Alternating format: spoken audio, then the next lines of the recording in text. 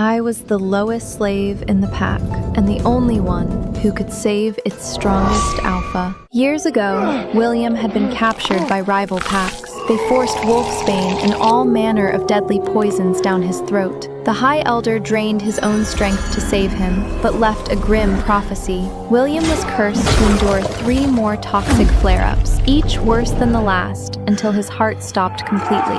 The only cure was an omega with white blood, the sacred color of the moon goddess. In my past life, William bought me at the underground auction, throwing down a bottomless fortune of gold. Every time the poison flared, I healed him with my blood. Combined with my healing clan's secret arts and endless care, I dragged him back from death again and again. It worked. When he shifted, his muscles bulged, carved into hard, knotted lines of pure power. That flawless body helped him claim the Alpha King's throne. After he took power, I healed the elderly and wounded in the pack. I wiped out the rogue wolves trespassing on our borders. While he waged war against Alexander, the most powerful alpha of the North, I held his pack together. I bled myself dry to secure his reign. As his Luna, I only begged him for one thing: break the slave bonds binding my clan. He agreed, but when I gathered my clan, he killed them one by one in the most brutal way imaginable. When I arrived, blood flooded the courtyard.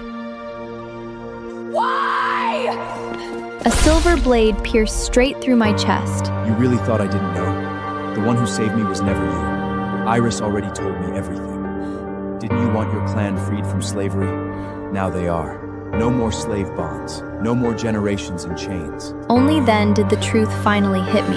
He had always loved Iris, the other girl sold right beside me. Then darkness swallowed everything.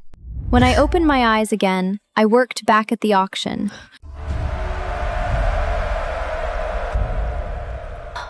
The entire auction hall erupted in gasps. 100,000 goins. All eyes darted to the corner of the cage. Iris huddled there, shivering. Your Highness, the High Elder sent us here for Lyra, not her. He's right, Your Highness. Your body, you are cursed to endure 3 toxic episodes. Only Lyra can't risk this over a woman. Your Highness, that's higher than what I've ever gotten for my most delicate, beautiful slaves. Are you sure you want to waste it on a bottom Lunclair slave? Just so we're clear. Once the contract is signed, the deal is done. No exchanges, no returns. Faced with everyone's warnings, William only smiled. Not sure. So make it 200,000. The room went dead silent. Your Highness! That's all the gold we brought! If you spend everything on Iris, we won't be able to buy Lyra! Shut your mouth! I am the heir to the strongest Alpha King. I was born with divine blood. A little poison means nothing to me. I don't need anyone's help to get this through this. Iris is the purest kind fins I've ever seen. Forget 200,000. Even 1,000,000 golmies wouldn't be enough for her. But I just stood there. A flicker of irritation flashed across his face. One final question, Your Highness. Will you be signing a master bond or a mate bond? Everyone knew the rules of the underground auctions. There were only 2 bonds for slaves. I fell for Iris the moment I saw her. She is the only one I will ever marry. So obviously, we're signing the mate bond. Pain stabbed through my chest. Even his guards were too stunned to speak. The crowd whispered in shock. Inside the cage, Iris froze for a second. Then she puffed out her chest and shot me a gloating look. The auction owner recovered quickly. Clearly, she had seen crazier things in her life. Without another word, she ordered servants to prepare the mate bond. Congratulations, Your Highness! What a beautiful match! William couldn't hide the warmth in his eyes. He wrapped his arm around Iris's waist and walked her toward the door. But right at the door, he stopped. He turned back toward the crowd. I know most of you came here for Lyra, but don't forget what the Healing Clan did during the Great War. Her blood isn't some sacred gift from the moon goddess that can cure any illness. She has been lying from the very beginning! An arrow tore through the air. It grazed my cheek and slammed into the wooden pillar behind me. 100,000 years ago, the southern Greekus pack and the northern Arsly royals were locked in a brutal war for the continent. To boost their power, the North captured countless innocent, powerless beings and used them to forge powerful drugs. To protect all living beings, the South sought out my people, the reclusive Healing Clan, and formed an alliance. But on the eve of the final siege, the Healing Clan supposedly turned on the South, colluding with the North.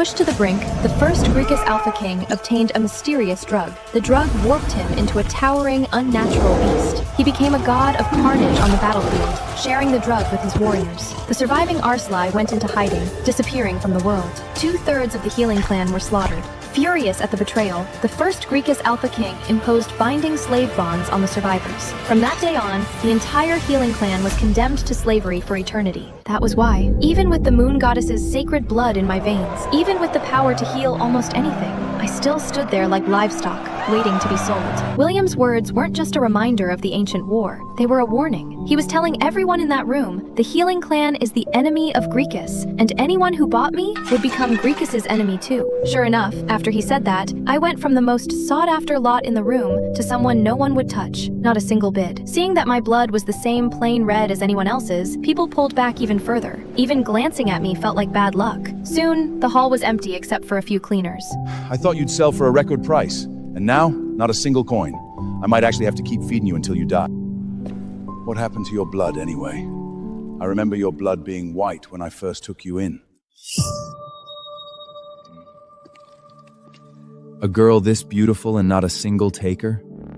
Then I'll have her. I looked up. A handsome man stood in the doorway, but he looked incredibly fragile. Even with summer approaching, he still wore a heavy cloak, and his steps were unsteady, like death was already breathing down his neck. The owner was already tearing his hair out over a top-tier slave collecting dust.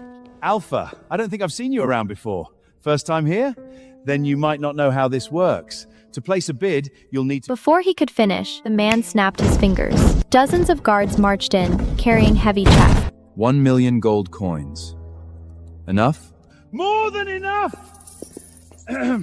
Sir, will you be signing a master bond or a mate bond?